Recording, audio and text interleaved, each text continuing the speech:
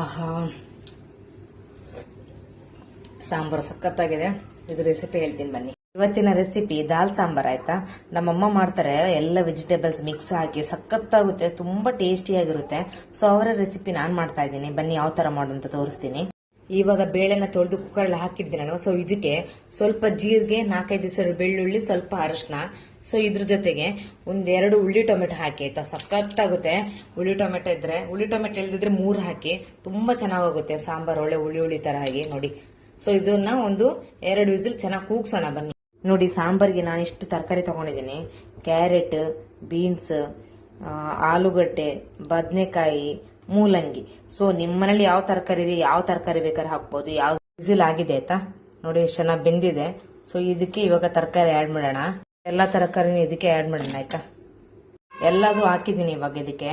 ನೋಡಿ, ಖಾರಕ್ಕೆ ತಕ್ಕಂತೆ 2 ಹಸಿಮೆಣಸು ಹಾಕ್ತಾ ಇದ್ದೀನಿ. ಸೊ ನಿಮ್ಗೆ ಎಷ್ಟು ಬೇಕೋ ನೀವು ಹಾಕೊಳ್ಳಿ. ಸೊ ನನಗೆ ಖಾರ ಕಮ್ಮಿ, ಸೊ ನಾನು 2 ಹಾಕೊಳ್ತಾ ಇದ್ದೀನಿ. 2 ಟೇಬಲ್ ಸ್ಪೂನು ಸಾಂಬಾರ್ ಪುಡಿ ಆಯ್ತಾ. ಸೊ ನಿಮ್ದು ಹೋಮ್ ಮೇಡ್ ಇದ್ರೆ ನೀವು ಹಾಕೊಳ್ಳಿ. ಸೊ ನಾನು ಇಷ್ಟನ್ನು ಹೊಡೆದು ಹಾಕ್ತಾ ಇದ್ದೀನಿ, ಸಖತ್ತಾಗಿರುತ್ತೆ. ಸೊ 2 ಟೇಬಲ್ ಸ್ಪೂನ್ ಸಾಂಬಾರ್ ಪುಡಿ ಆಯ್ತಾ. ತಕ್ಕಷ್ಟು ಉಪ್ಪು. ಸೊ ನಿಮ್ಗೆ ನೋಡಿ ಆಡ್ ಮಾಡಿ. ಎಷ್ಟು ನೀರು ಬೇಕೋ ಅಷ್ಟು ನೋಡಿ ಹಾಕೊಳ್ಳಿ ಆಯ್ತಾ. ನಂಗೆ ಇಷ್ಟು ಹಿಂಗೆ ಇರಬೇಕು ಸಾಂಬಾರು. ಸೊ ನಿಮ್ಗೆ ಬೇಕಾದ್ರೆ ನೀವು ದಪ್ಪ ಬೇಕಾದ್ರೆ ದಪ್ಪ ಮಾಡ್ಬೋದು, ತೆಳು ಬೇಕಾದ್ರೆ ತೆಳು ಮಾಡ್ಬೋದು. ಸೊ ಬೇಳೆ ಎಲ್ಲ ಆಲ್ರೆಡಿ ಬೆಂದಿರೋ ಕಾರಣ ಈ ತರಕಾರಿ ಎಲ್ಲ ಬೇಕೆ ಒಂದೇ ಒಂದು ವಿಸಿಲ್ ಸಾಕು. ಓಪನ್ ಮಾಡಿದ್ರೆ ಚೆನ್ನಾಗಿ ಬಂದಿದೆ. ಸೊ ಬೇರೆ ಪಾತ್ರೆಗೆ ಟ್ರಾನ್ಸ್ಫರ್ ಮಾಡಿದ್ದೀನಿ. ತುಂಬಾ ಚೆನ್ನಾಗಿದೆ ಉಪ್ಪು, ಹುಳಿ, ಖಾರ ಎಲ್ಲಾನು. ಸೊ ಇದಕ್ಕೊಂದು ಒಗ್ಗರಣೆ ಕೊಡೋಣ ಬನ್ನಿ. ಇವಾಗ ಸಾಸಿವೆ ಮತ್ತೆ ಬೆಳ್ಳುಳ್ಳಿ ಹಾಕಿದ್ದೀನಿ ಆಯ್ತಾ. ಫೈನಲ್ ಟಚ್ ಕೊತ್ತಂಬರಿ ಸೊಪ್ಪು ಆಯ್ತಾ. ನೋಡಿ ಎಷ್ಟು ಚೆನ್ನಾಗಿ ಕಾಣುತ್ತೆ.